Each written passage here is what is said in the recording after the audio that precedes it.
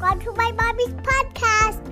This podcast is brought to you by Ready Set Food, a new company that is completely revolutionizing food allergy prevention in children. We've all heard that this problem is on the rise. In fact, most of us know someone personally who has a child with food allergies, or perhaps you've even experienced this yourself. There are many theories for why this is on the rise, and certainly many aspects that need to be addressed, like gut health and immune support, etc. But Ready Set Food is taking the cutting edge of research and science and using it in a practical way to prevent babies and children from getting food allergies in the first place. Here's how. The most up-to-date studies are showing that carefully calculated early exposure in the right amount can stop many cases of food allergies. Ready Set Food makes this easy with a simple system that can be added to breast milk, formula, or baby's first foods to give incremental and calculated exposure to the top allergens like peanuts, egg, and milk. When used as directed, this can reduce the chance of childhood allergies by up to 80%. And many of the top pediatricians in the country recommend this product, and they have medical advisors overseeing every aspect of it. You can learn more about this evidence-based approach and how to integrate it if you have a baby by going to readysetfood.com/wellnessmama. Again, that's readysetfood.com/wellnessmama.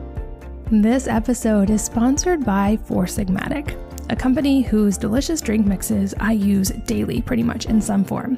I've been fascinated lately by studying the benefits of medicinal mushrooms like chaga, for instance, which has more antioxidants gram for gram than anything else on the planet. So one serving, for instance, has the same amount of antioxidants as 30 pounds of carrots. Crazy. Cordyceps is another one which is great for the immune system. There's reishi, which helps promote restful sleep, and lion's mane, which is thought to promote focus and brain health. Four Sigmatic takes these superfood mushrooms and blends them with coffee for a brain-boosting, jitter-free morning drink. They also have a line of delicious elixirs that are caffeine-free, and they're great for any time of day. So I almost always end my day with a warm cup of their reishi elixir, which makes a noticeable difference in my sleep quality. And I often begin my mornings with a cup of their coffee with lion's mane. My kids also love their superfood hot cocoa, and I love that it contains reishi, which helps promote calm and sleep. You can check out those products and all of their products by going to foursigmatic.com/wellnessmama, and you can save 15% with the code wellnessmama.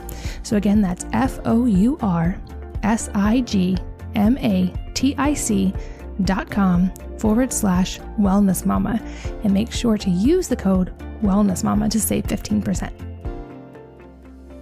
Hello and welcome to the Wellness Mama podcast. I'm Katie from wellnessmama.com, and today's episode is going to be all about the brain and music and how we can improve our brain using music. I am here with Daniel Clark, who was one of Brain FM's first users and now serves as CEO. We're going to hear a little bit about his story today, but he's constantly striving to build a company that can change the world through music. And in this episode, we delve into the science of the brain and how to use music and sound to improve it. So Daniel, welcome and thanks for being here. Thank you for having me. I'm super excited. I think this is a super fascinating cutting edge topic, and I'm guessing a lot of people are already familiar, but for anyone who isn't, can you explain what Brain.fm is? Sure. So at Brain FM, we make functional music to help people focus, relax, and sleep better. And it's all backed by science and research. Awesome. So can we go a little deeper on like how that works and what really separates it from other types of music? Yeah, of course. So basically what we do is we have a patented AI system that creates music that is created for a functional purpose first, and then the music qualities around it are created second, right?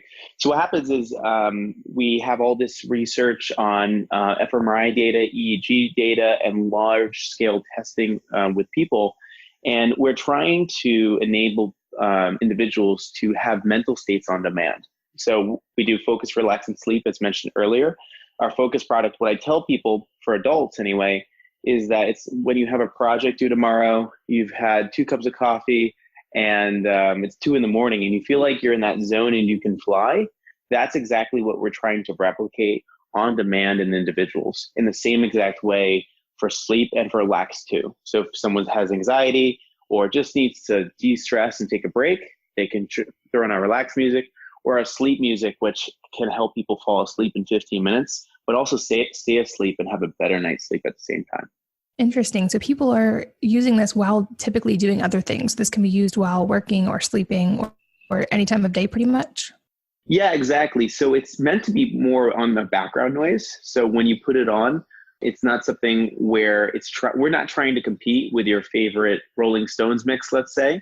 It's more about to be used to block out distractions while focusing or sleeping even, where like, for example, I live in New York and it's noisy outside, and where we can't necessarily control the environment, we can control the sounds that are in our house.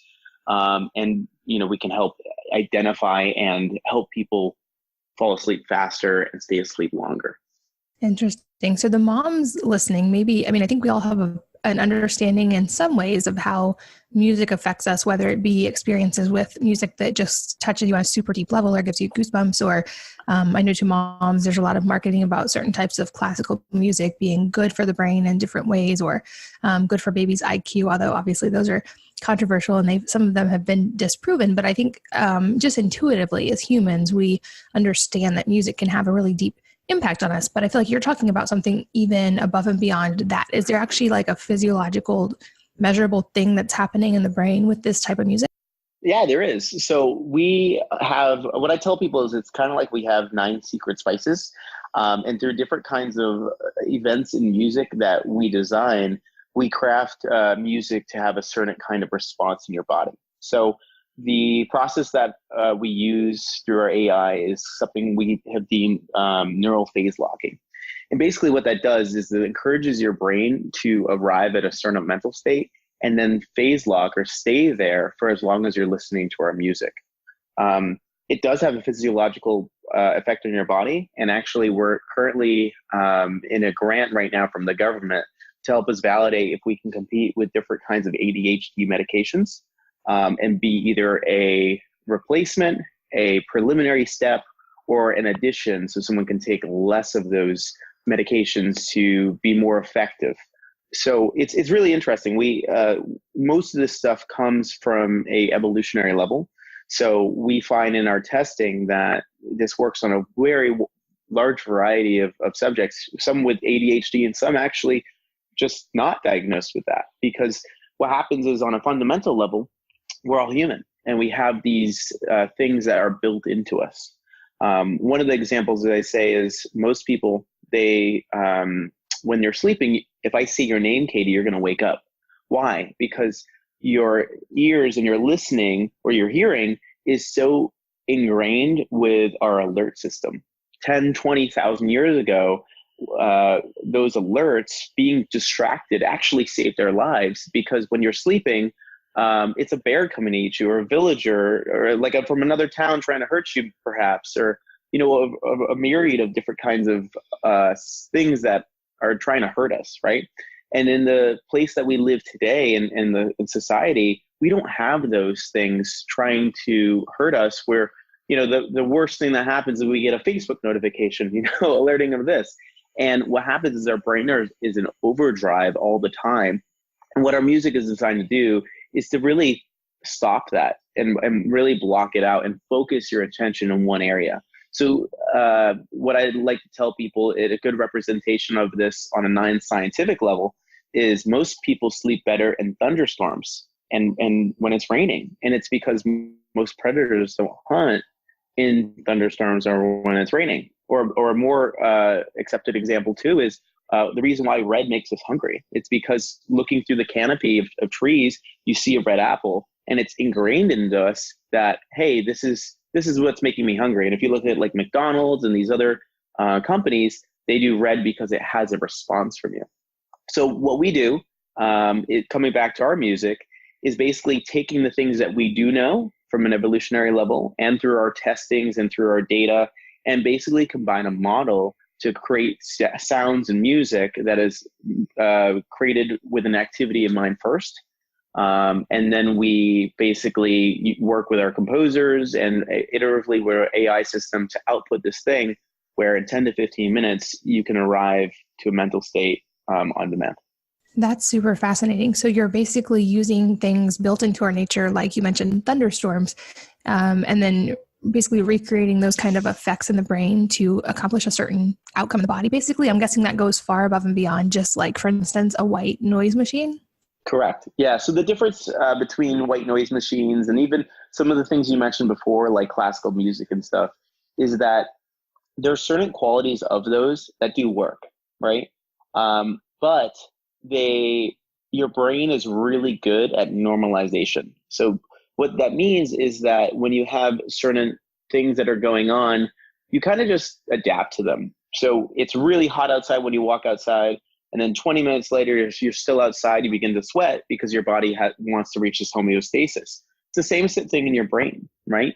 So what we're doing is our music is in comparison to white noise or to these classical things or different kinds of, really all different kinds of music that you're listening or mentioning, is that we scientifically test everything. And we have I want to say almost like an ingredient list of things that make music work in a certain way. So one of the things you'll see is if you try our music is that we don't have any lyrics or sound or people talking in our music or singing. And the reason is because even if you're listening to your favorite song and you really like it, there's tons of studies that actually show that takes away from what you're doing for focusing or even just trying to sleep, because it distracts you and you have to put energy into processing that sound and doing things. So every single thing we have has a very specific approach. It has a very specific starting and end point. And then we conduct and create music around those different variations that we have to hit to be able to, again, encourage that mental state more effectively than methods have done before. Interesting. So you mentioned sleep and focus and even conditions like ADD and ADHD as examples. And you mentioned that you scientifically test everything. So what would be some of the potentially like measurable results that you're seeing in people after they begin using this? Sure. So we have tons of science on this in different ways. It is challenging to be able to give a certain concrete results, because even someone's focus is very different depending on different activities you're trying to do. If you're focusing on trying to, do emails or even just, do some kind of desk work, it's different focus than if you're doing homework and doing math, for example. So what we do is we test in a variety of different methods. One is we do fMRI data, where basically people are in this machine that are listening to our music versus regular music or white noise or no music, no sound at all. We do that with EEGs. And we also do large scale testing with video games. So we have people play video games with our music versus other music or none, just like before.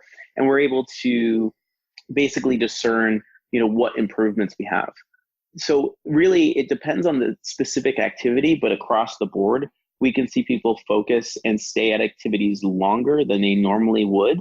One of the video games that we have, for example, is it's actually just pressing a space bar every time you see a 3 or an 8 flash on the screen. It's a very tedious game. It's not designed to be stimulating. It's actually designed to be boring on purpose. But we find that when people listening to our music, even though it's a task that they're incentivized to finish, that they stick at it longer than someone that doesn't. And that translates basically to when you're in the zone and doing things that maybe aren't as enjoyable as you'd like to, being able to stay motivated and get through it, and really have, results of, at the end of the day, getting more work done so you can focus on doing more things that you find fun or enjoyable. That's really, really cool. So how does this on a practical level sound compared to regular music? You said there's no lyrics. Is it comparable to anything anyone might recognize? I wish we could play it for people, but what does it sound like? Yeah, that's a great question. So it actually sounds just like your regular music.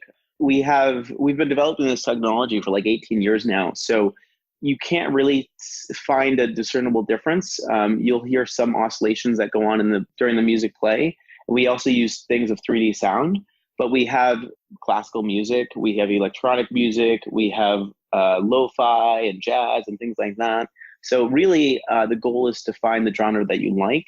And it actually doesn't even really matter the genre or the type of music. It's more about the stuff baked into the music behind the scenes. Okay, got it. So take me through the practicality of, like, is there a certain way it has to be listened to? Can it just be, like, for instance, just playing ambiently in a house, or does it need to be like via headphones, or how does someone interact with the music? Yeah, so it can be played ambiently in a house, but the best conditions are when someone is using it with headphones. So what we have right now is we have an app. It's a subscription service, and basically you go in and you pick what you want to listen to. So focus, relax, or sleep. You would hit focus, for example, and someone would be listening. And what happens is, as you listen to the music, how you interact with the music, whether you skip something or play it or pause it, actually builds this whole data point for you, and we're able to customize the music for the specific individual that's using it. Now, we have had instances where we're actually testing. We're building out Alexa right now, and one of the people on the project has a kid that is doing school and doing homework, and he has been playing it, testing it, and he actually finds that his kid, just by listening to it, has a better time concentrating and focusing through things. So it's one of those things that I always recommend that headphones first, but if that's not something that's possible or really wanted, then it can be used ambiently, like you were saying. Okay, I wondered if, like, there's a use for potentially in classrooms. Like, I wondered if it could be used wide scale like that. But it sounds like it's preferably used more individually because of the AI. Basically, it's learning from you. Correct. Yeah, we are actually experimenting with some charter schools right now, and trying to figure out the best use case for that. So we're doing some quick studies, basically, to see what those reactions are, and I'm happy to share those as we get them. Awesome. So I'm still so my area of research is nutrition in the body. So I'm trying to fully wrap my mind around how how music is impacting the brain, and if is it a physiological thing? Is it an electrical thing? Is it a brain wave thing, or what? And is the music itself, are the wavelengths different? I hope that's not a dumb question, but I'm just curious of, on a physiological level, how the brain's reacting differently versus other types of music. Sure. So basically, to walk through it, and I'm gonna apologize in advance because I am not the PhD responsible for this. We do have a lot of scientists on staff that can talk about this more intricately. But basically, on a maybe non-scientific level, is that we have different modules in our brain, and we have different kinds of waves. We have theta waves, delta waves, things like that, and they've been attributed to different mental states that we have, right? And on the most basic level is that your brain talks to itself, right? It oscillates. So what happens is the more focused you are, the faster it's oscillating, let's say, right? This is an exact science, but this is a good representation. And what happens is we're talking right now, let's say we're moving, at a certain speed. And for you to be in a focused state, your brain has to be moving faster, right? For you to sleep, your brain has to slow down. I know we've all been, lying in a room one day trying to fall asleep, and we can't because our mind is racing. We have so many things on our mind. So basically, through the different effects of our music, through the salient events, different kinds of oscillations that we do, and more, we're basically able to encourage the brain to speed up in this example or slow down, and being able to be where you need to be to encourage a state. Does that make sense? That does. And I know, I've read a little bit about how, for instance, when you're meditating, the brain is in a different state and you have different levels of different waves than, for instance, when you're exercising or taking a test. So basically you're kind of identifying what the brain's doing in those different states and then figuring out how to stimulate that pattern. Correct. Yep. So that's why we call it neural phase locking. So we're able to know the phase that your brain has to be into to encourage your brain to go there. I think it's important to discern that your brain can already achieve sleep on your own or deep focus, right? All we're trying to do is being able to give you an opportunity to have a shortcut there. So people can jump into a meditative state, no problem. but it takes practice and a lot of, just practice and time. And the goal with meditation, for example, is being able to get into that meditative state and almost provide training wheels to get there. Same exact thing for focus and for sleeping, that you eventually, if you lie in bed long enough, you'll fall asleep. But it could be a difference between 15 minutes or 2 hours. And that's what our product is trying to accomplish. Gotcha. Okay. And I know based on your bio, you mentioned that you were one of the first users and you now are serving as the CEO of the company. So I'd love to, before we go further, hear your personal story, because the more I am involved in the health world, the more I realize that there is so much value in the N=1 studies and the anecdotal evidence. So I would love to hear your journey and how you've implemented this in your own life. Sure. I'm happy to go through both of those. So for first, I was working in advertising before what we're doing now. And I have always been interested in human 2.0 stuff, right? So nootropics, different diets, different kinds of practices like meditation and things of that nature. I've really tried it all. I'm normally on a ketosis diet. Actually just jumping back onto it tomorrow, so that'll be fun. But anyway, I came across this Brain FM in an email, right? Just randomly when they were launching their thing. I must have signed up for it before. And I was interested. I've heard of similar products like this before, and tried it, and was just absentmindedly thinking. And at the time I was coding, I'm a developer, and was working on something. And 2 hours later, I kind of came back and I was like, whoa, look at all this stuff I did. I can't believe it's only been 2 hours, how much I've accomplished. And I was very interested then. So I looked through the science and I go, wow, this place there's something here. And then I remember buying at the time, a subscription for the whole year. And I was like, this is interesting. And I started using it. And I go, okay, this is a rocket ship. This has an opportunity to really change the world. And I want to be part of the ride.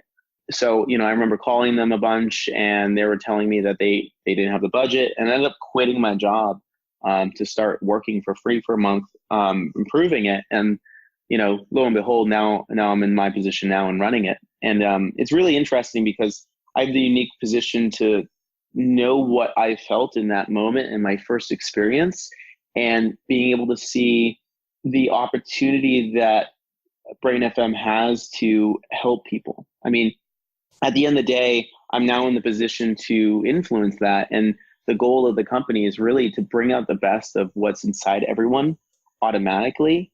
And the cool thing about what we're doing is it doesn't even matter if you speak English or French or Mandarin or anywhere in the world. It really depends on these things that make us human. And that's what our music is trying to do. Again, bring out the best in yourself. And at that time, that's exactly what I felt. So for your other part of your question, the way I use it is I wake up every day and I have a certain to-do list.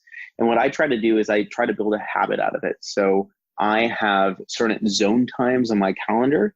I do Mondays and Tuesdays in the morning for like an hour. On Wednesdays, I do about 2.5 hours or so. And then, Thursday and Friday, usually in the morning as well. And then what I do is I reserve that time. So I put on focus, and I will basically, plug away at my to-do list, what I need to accomplish. Maybe some emails, I'm running the company, so I'm constantly, having different kinds of conversations. And I try to just, again, have that zone time.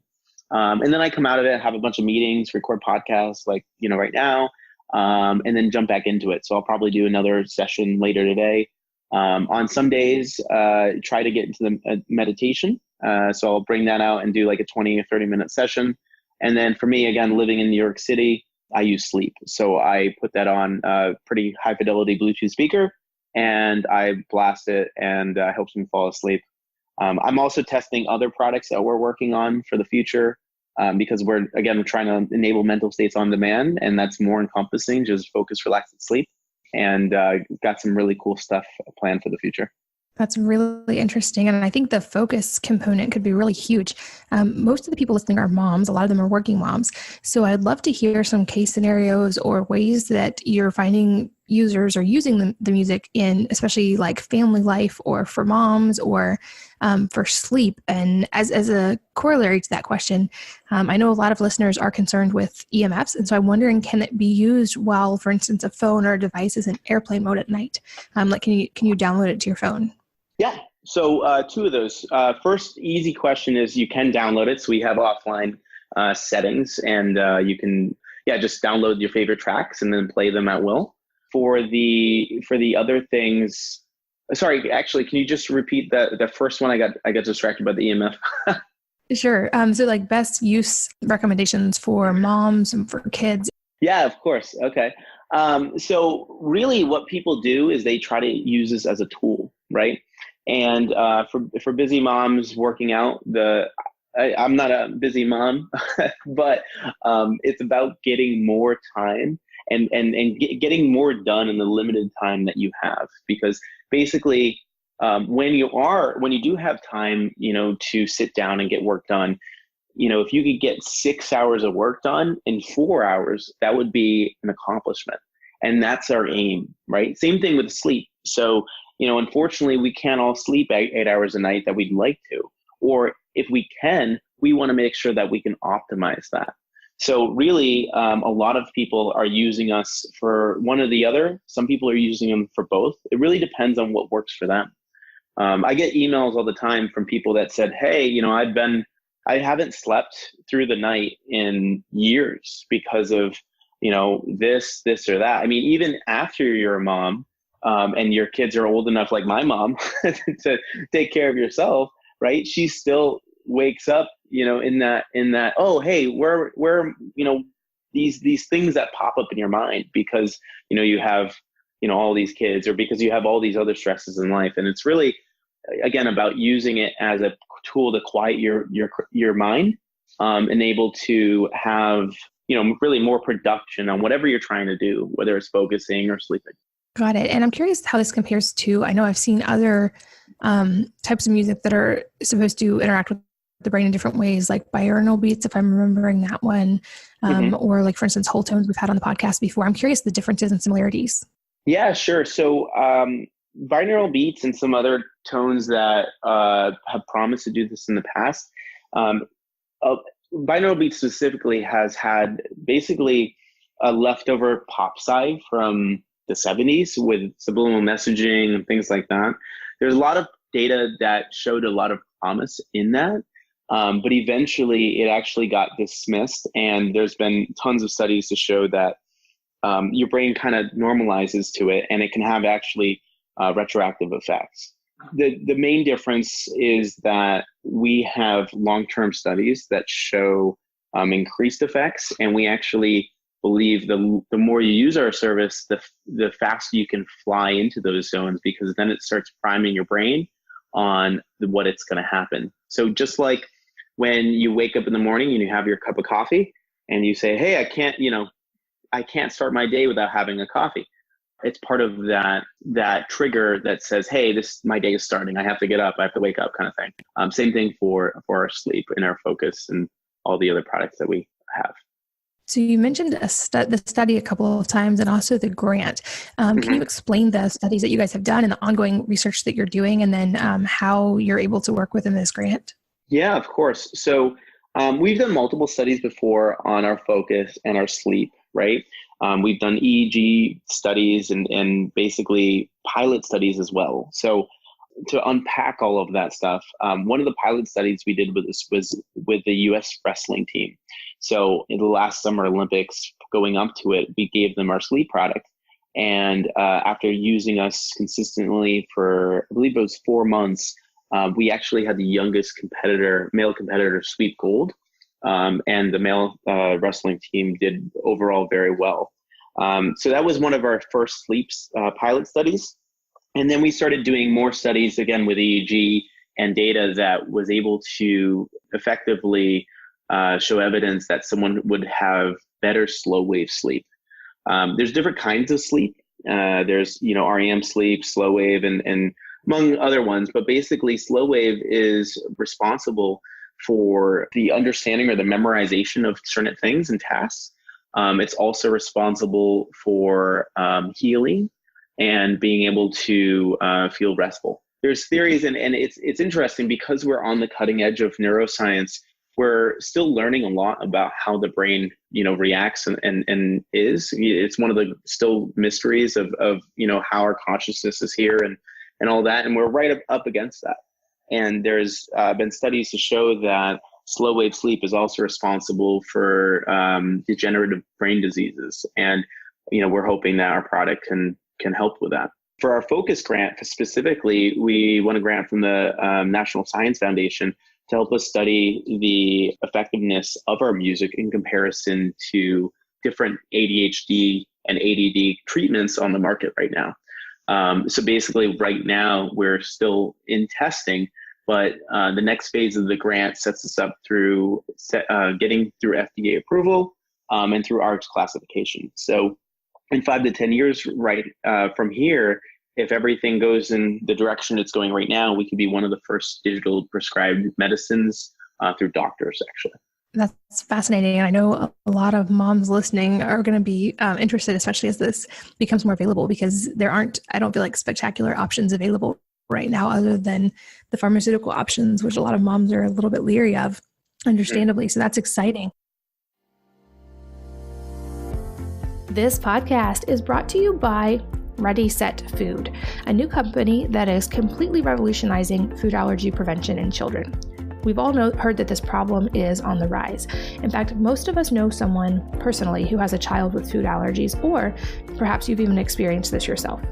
There are many theories for why this is on the rise, and certainly many aspects that need to be addressed, like gut health and immune support, etc. But Ready Set Food is taking the cutting edge of research and science and using it in a practical way to prevent babies and children from getting food allergies in the first place. Here's how. The most up-to-date studies are showing that carefully calculated early exposure in the right amount can stop many cases of food allergies. Ready Set Food makes this easy with a simple system that can be added to breast milk, formula, or baby's first foods to give incremental and calculated exposure to the top allergens like peanuts, egg, and milk. When used as directed, this can reduce the chance of childhood allergies by up to 80%. And many of the top pediatricians in the country recommend this product, and they have medical advisors overseeing every aspect of it. You can learn more about this evidence-based approach and how to integrate it if you have a baby by going to readysetfood.com/wellnessmama. Again, that's readysetfood.com/wellnessmama. This episode is sponsored by Four Sigmatic, a company whose delicious drink mixes I use daily pretty much in some form. I've been fascinated lately by studying the benefits of medicinal mushrooms like chaga, for instance, which has more antioxidants gram for gram than anything else on the planet. So one serving, for instance, has the same amount of antioxidants as 30 pounds of carrots. Crazy. Cordyceps is another one which is great for the immune system. There's reishi, which helps promote restful sleep, and lion's mane, which is thought to promote focus and brain health. Four Sigmatic takes these superfood mushrooms and blends them with coffee for a brain-boosting, jitter-free morning drink. They also have a line of delicious elixirs that are caffeine-free, and they're great for any time of day. So I almost always end my day with a warm cup of their reishi elixir, which makes a noticeable difference in my sleep quality. And I often begin my mornings with a cup of their coffee with lion's mane.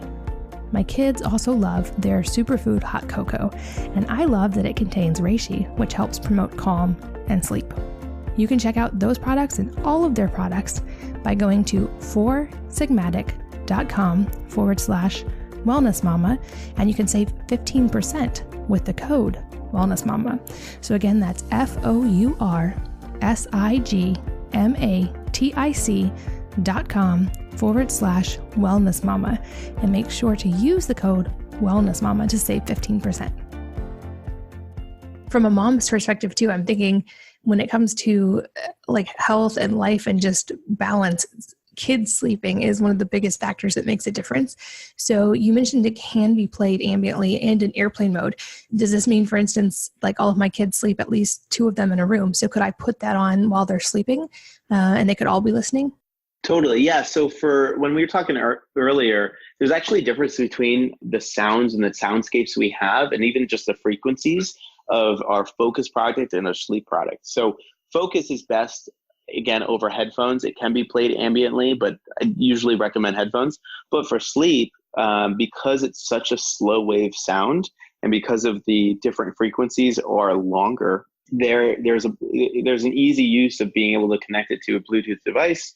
It has to be, what I keep saying Bluetooth and connecting it is because your phone, while it can play music, needs to have the depth of sound. So it needs to have the low frequencies that we're playing to help be most effective. So you definitely could, Katie, throw it into a room and put it on airplane mode and put it on for 8 hours and get the same benefits than putting on headphones and listening. Okay, you just want a high quality speaker that can get the full range, basically. Yep. Okay. Can you explain a little more in depth why the headphones apply more to the Focus one? Is it that is there division between what each ear is hearing, or just the waves themselves, or what makes that more important with Focus? So there's a lot of high frequency sounds that we're playing that are a little bit indecipherable when you're trying to listen to them. But basically, when you have these high frequency sounds, they're moving really, really fast in a room, they bounce off of things. So, and when they finally hit your ear, it's hard for your brain to decipher what is actually happening or what is those sounds. So it's really easy for me to do visually with my hands, but unfortunately we don't have that method right now. But basically think of my hand going up and down extremely quickly, right? And those are the waves of sound that are entering from speakers. And when those waves hit an object, there's even more waves that are moving faster and faster and faster. And then they finally hit your ear and it can be lost. It's like a data transmission thing where it still works. You still have cell phone service, but it's not as strong. So that's why I keep saying if you are going to use it, ambiently, to use the highest fidelity speaker, or being right next to the device works as well.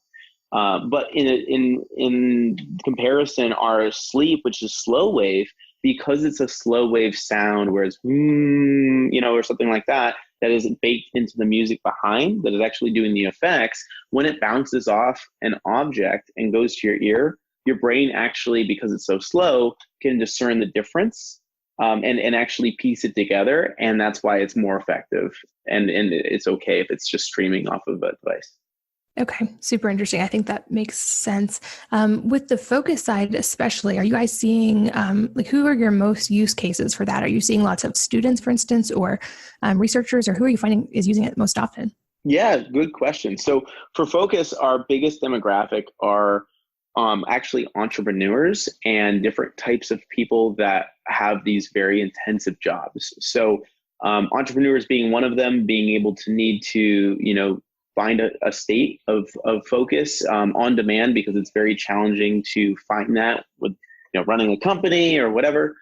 We also do have a lot of students, but we also have tons of doctors and lawyers that have to have this deep work in being able to get to a place. We also find a lot of people that generally use music already. So developers, people in front of computer screens all the time, they're using us. And then lastly, we have tons and tons of writers. This is all for the Focus product, but basically people that are responsible for writing X amount of words a day, they're able to find their flow state a lot faster with us. On the Sleep side, it's actually really wide spectrum. We have a lot of people with PTSD that use us. I get tons and tons of love letters all the time from people that have challenges sleeping. Even people that are on, prescriptions that have tried us. And it's really, I would say, more about the people that need help sleeping, but also about the people that want that better night's sleep and are looking for more alternatives to get it. That's pretty much the core of our demographics. So you use the word flow state, and I'm curious because I've read, for instance, like Stealing Fire by Stephen Kotler and some The Rise of Superman books that look at the flow state and the physiological and psychological effects. So with the focus side, are you guys able to sort of mimic the brain patterns that actually happen in a flow state? I know they talk about the cycle that happens in the brain when that initiates. Is that essentially what you guys are imitating or accomplishing? So I'm going to be very careful, and I don't know if I can say specifically we're in flow state because there's a lot of different kinds of readings that are attributed to that, and I just haven't worked closely enough with them over there yet. But we have talked about it, so we're currently pursuing and seeing where that goes. But yes, I mean, we're trying to find the zone really, and trying to find intense and deep focus that you're able to replicate time and time over again. I think that it's very similar, and I guess flow popped out because I'm just here talking to you here in my office. But yeah, again, that's really what we're trying to do is how do we make you get to this place of like feeling you can fly and doing all the things that you need to do without necessarily thinking, because the challenge, it's like going to the gym, right? When you're at the gym, it's not necessarily hard to go to the gym because all you have to do is really lift weights or run or whatever. Those aren't challenging exercises. It's the person inside of you that is saying, well, I wonder about this, or I wonder about that, or did I lock my house? Or, oh, wow, this is really challenging. This is tough. And it's about quieting that individual, right? And that's the same for sleeping. That's the same for focusing. That's the same for working out. It's all about basically aligning to focus on the activity.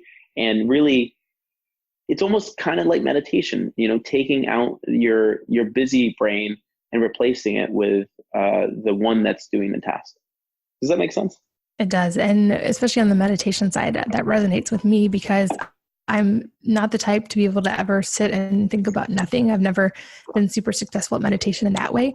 But if I have like a focus or something I can concentrate on that's still creating that same state, then I am much more successful. So that part I love the idea of. Are the focus and the sleep, are they part of the same programs? Or if someone wanted to try it, would they get access to both? Yep. So basically we're subscription service.